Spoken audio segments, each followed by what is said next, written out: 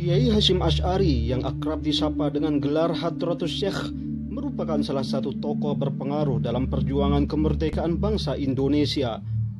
Dari keluarga Hasyim Asy'ari pula lahir cendekiawan dan generasi cemerlang setelahnya yang juga meneruskan perjuangan beliau, yaitu Kiai Wahid Hasyim hingga Abdurrahman Wahid yang merupakan salah satu bukti nyatanya. Kelahiran organisasi keagamaan Islam terbesar di Nusantara ini, yaitu Nahdlatul Ulama, adalah hasil nyata perjuangan beliau beserta rekannya dalam usahanya memajukan kehidupan berbangsa dan bernegara yang selaras dengan keagamaan. Sepak terjang NU sebagai organisasi keagamaan besar di Indonesia tidaklah sedikit, dari bidang keagamaan hingga partisipasinya dalam menyokong perjuangan merebut kemerdekaan. Resolusi jihad adalah salah satu buah pemikiran Sang Hadratus Syekh bersama para ulama NU yang kala itu dalam usahanya meraih kemerdekaan. Sebagaimana dikemukakan oleh Andre Firland dalam NU Vis-a-Vis Negara, Pencarian Isi Bentuk dan Makna, keterlibatan NU sebagai organisasi keagamaan dalam menentukan garis politik melawan penjajah Belanda menjelang Perang Dunia II terjadi ketika NU bersama organisasi Islam lainnya membentuk sebuah konfederasi. Konfederasi organisasi Islam tersebut selanjutnya dikenal dengan nama Majelis Islam A'la Indonesia. Federasi organisasi Islam tersebut selanjutnya dikenal dengan Majelis Islam A'la Indonesia pada tahun 1937. Saat Jepang menduduki Indonesia pada Februari 1942, Majelis Islam A'la Indonesia dibubarkan dan kemudian diganti oleh Majelis Syura Muslimin Indonesia atau Masyumi yang siap membantu segala kepentingan Jepang. Pada tahun 1942 pula, Jepang yang bertindak sewenang-wenang mulai mendapat reaksi keras dari para ulama, termasuk Kiai Hasyim Asy'ari. Adapun tindakan sewenang-wenang tersebut adalah penghormatan terhadap Kaisar Jepang dengan cara membungkukkan badan. Atas reaksinya itu, Kiai Hasyim Asy'ari kemudian dijebloskan ke penjara pada tahun yang sama selama beberapa bulan. Atas tindakan ini, pihak Jepang meminta maaf kepada masyarakat Muslim dan memberikan status terhormat kepada para ulama. Dengan demikian, terciptalah kerjasama antara NU dan Jepang.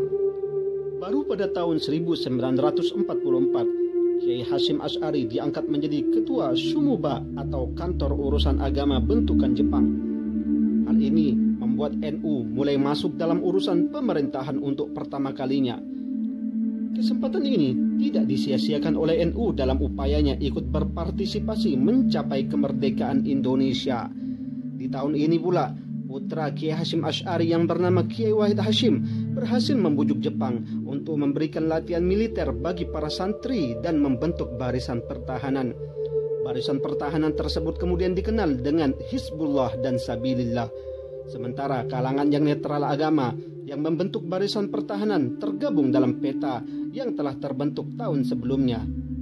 Pada September 1943, barisan Hizbullah dan Sabilillah inilah yang nantinya ikut bertempur dalam laga pertempuran di Surabaya. Pasukan Inggris mendarat di Jawa sejak September 1945 sebagai sekutu Belanda dalam usahanya menanamkan kembali kekuasaannya di Hindia Belanda.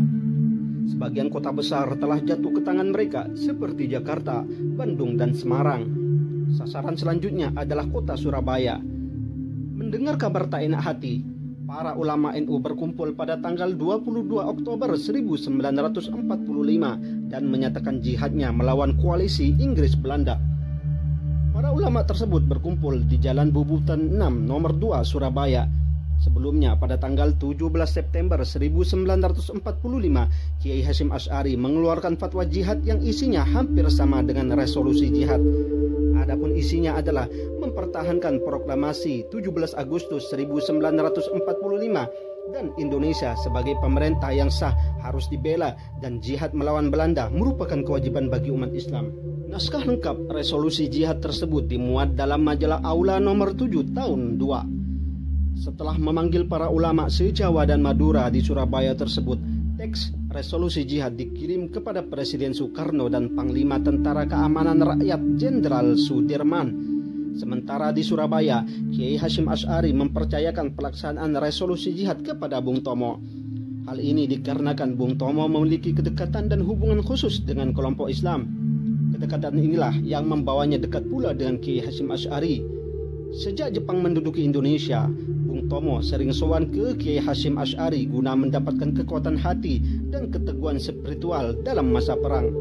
Konon, 2 hari sebelum insiden Hotel Yamato tanggal 19 September 1945, Bung Tomo mendatangi kediaman Kiai Hasyim Asy'ari di Tebu Ireng. Kiai Hasyim Asy'ari kemudian memberinya bekal secari kertas berisi fatwa jihad dalam huruf Arab pegon. Selain itu, Kiai Hasyim Asy'ari sendiri membantu pembiayaan pasukan Hizbullah yang akan bertempur di bawah komando Bung Tomo. Kedekatan Bung Tomo serta Jenderal Sudirman dengan Kiai Hasyim Asy'ari berlangsung hingga menjelang akhir hayat sang Kiai pada tanggal 25 Juli 1947. Sebelum beliau wafat, Bung Tomo dan Jenderal Sudirman mengirimkan utusan untuk melaporkan perkembangan soal agresi militer Belanda 1 ke Tebu Ireng.